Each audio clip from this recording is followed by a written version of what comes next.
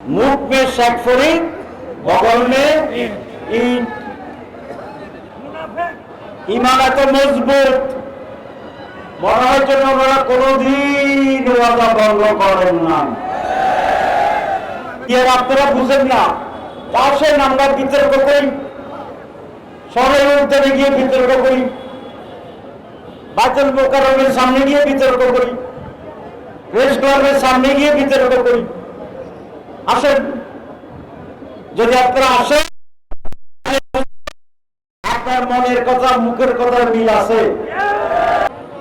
ইমানের কথা একটা হচ্ছে মুখের স্বীকৃতি, মনে মনে বিশ্বাস, আর কর্মে বাস্তবায়ন। এই তিনটে হচ্ছে কি মিলতে মিলে ইমান। সংস্কারে সংস্কারে একমত হওয়া, দুইটাকে আইনি ভিত্তি দেওয়া, 3 নম্বর সংস্কার বাস্তবায়ন করা।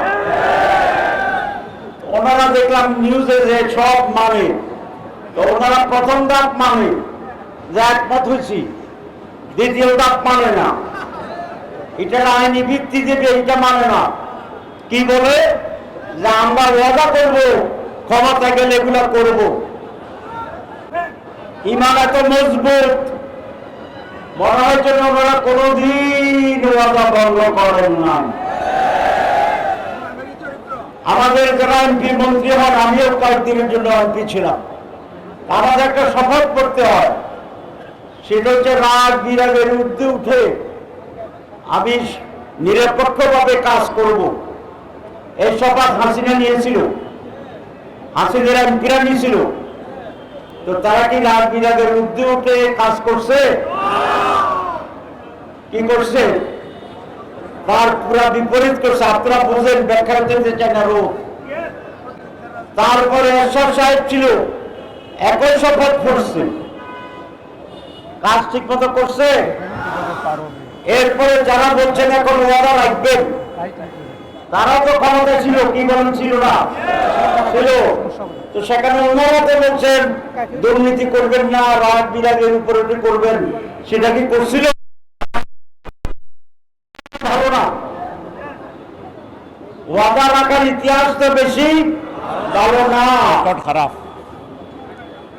সুতরাং জনগণ এটাকে এইভাবে বিশ্বাস করবে যে আইনের প্রয়োজন নেই। আপনারা একেবারে ওয়াদা যা করছেন আর কোনো ওয়াদা ভঙ্গ করবেন না। যদি তাই এখনো তো আপনারা আসছেন না, নাই তো আপনারা যে বাজারে বাজারে অসুবিধা হইতেছে, আপনারা তো বলেন যে আপনারা যেটা পছন্দ করেন না।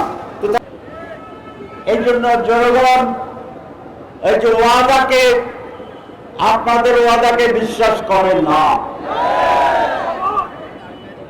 আমরা সংস্কার করছি, আপনারা বলছেন মানবেন, মানেন, তাহলে এটাকে আইনি নিয়মে পরিণত করতে অসুবিধা হয়।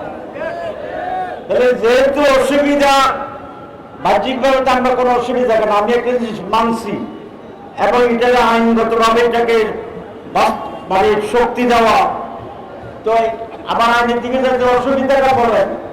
আমি যে আমাদের ঐক্যমত্যের মিটিং হচ্ছে, সেখানে বলছি যে আইনি দিক থেকে এটা করতে কি কি অসুবিধা আপনি বলেন, আমি সেটার জবাব দেব। আর যদি না আসে আপনারা বুঝবেন না, বুঝেন না? বুঝতেছেন। সংস্কার তারা মানে না। তারা বলছে যারা ক্ষমতা যাবে তারা গিয়ে করবে। তো তাহলে এই সরকার কি করা হলো না হলো না? মাননীয় প্রধান উপদেষ্টা, আপনাকে আমরা ভালো মানুষ জানি, আমরা বলছি যে আপনি সংস্কার আপনি করবেন বলছেন, সংস্কার ছাড়া কোন নির্বাচন আপনি ঘোষণা করলে জনগণের প্রতি বিশ্বাসঘাতকতা হবে। স্বৈরাচারের বিরুদ্ধে আপনাকে বসিয়েছিলাম, যদি আবার বিশ্বাসঘাতকতার গন্ধ পায়, আবার সরকারকে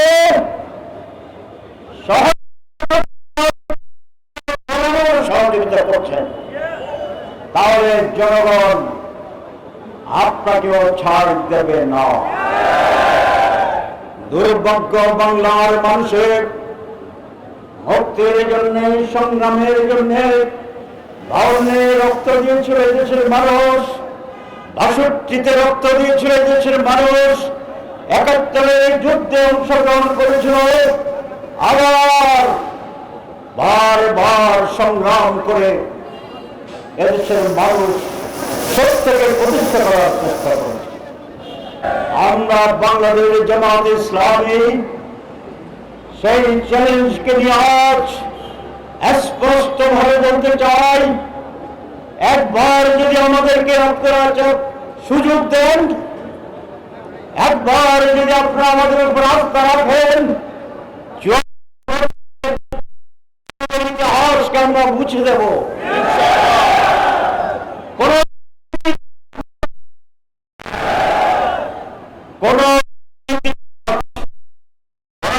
পাশে থাকবে না, হয় যে থাকতে হবে। আমাদেরকে যদি আপনারা আস্থায় রাখেন, আমাদের আমির মধ্যে বলেছেন জামাতের আব্বিরা শুল্ক বিহীন গাড়ি নেবে না, সরকারি দুর্নীতির লেশ মাত্র ঢুকাবো। সুতরাং একটি দুর্নীতিমুক্ত, সকল মানুষের অধিকার সম্পন্ন উন্নত বাংলাদেশ গড়ার অঙ্গীকার করছি আজ আপনাদের সামনে।